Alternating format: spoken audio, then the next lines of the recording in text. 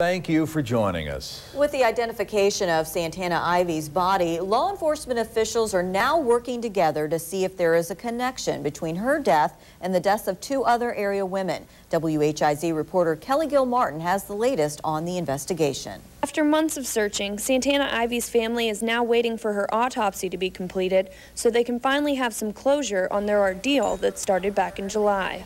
I love my little girl, and I'm just glad that she's not suffering no more, and I hope I can go on without suffering. Santana's body was discovered on Sunday, 8 days after what would have been her 22nd birthday. Now the Zanesville Police Department, Muskingum and Perry County Sheriff's Department, and the Bureau of Criminal Identification and Investigation have formed a working group to see if Santana's death is connected to the deaths of Angela Kennedy and Stephanie Gallus. The only other similarity we can find between all three is they share a similar lifestyle. There have been allegations that these ladies have been involved in prostitution. Stephanie Gallus and Angela Kennedy's bodies were found underneath this bridge on Perrine Road.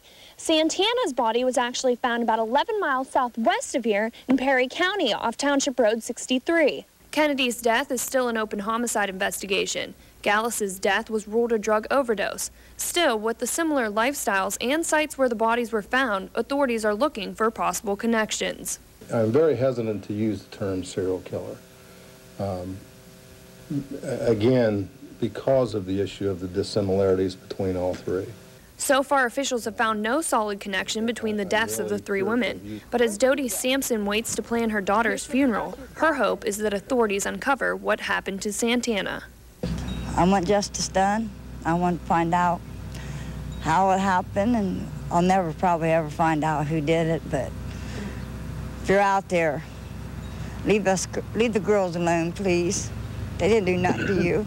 Reporting for WHIZ News, I'm Kelly Gilmartin.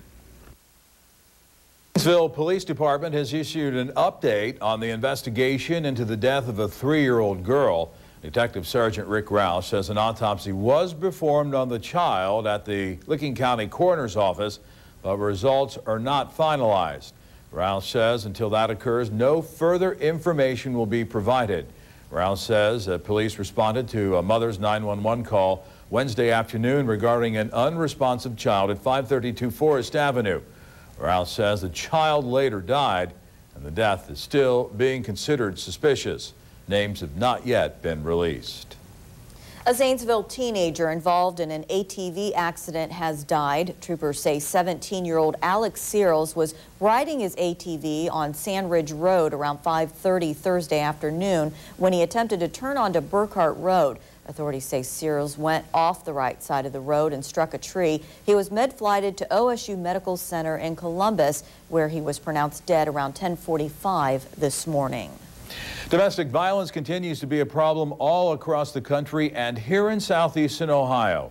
Tompkins Child and Adolescent Services here in Zanesville wants to bring awareness to the increasing problem. We live in a violent society, and a lot of people unfortunately resort to violence instead of talking it out, instead of using their hands as a good tool, touch, hug, caress. They use it as a fist or a slap, as a weapon.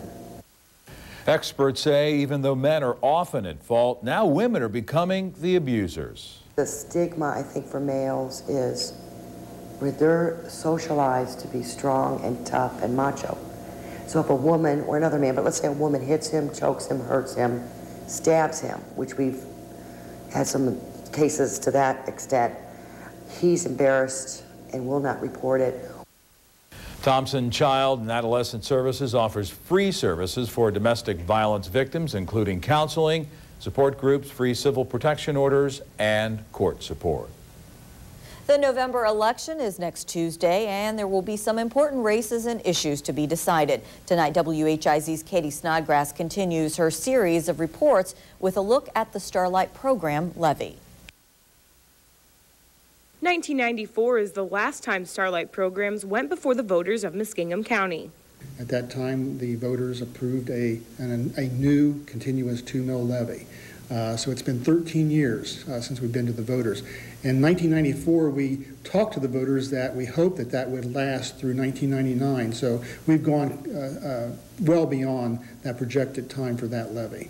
What we're proposing for the voters on November 6th is to replace two of our older levies, our 1977 1 mil levy and our 1980 2 mil levy, into a one continuous 3 mil levy, and bring the taxes that yields for our program up from the 1977 and 1980 levels up to the 2007 level. The levy will cost approximately $67 for an average homeowner of a property worth $100,000, and that basically boils down to about 18 cents per day.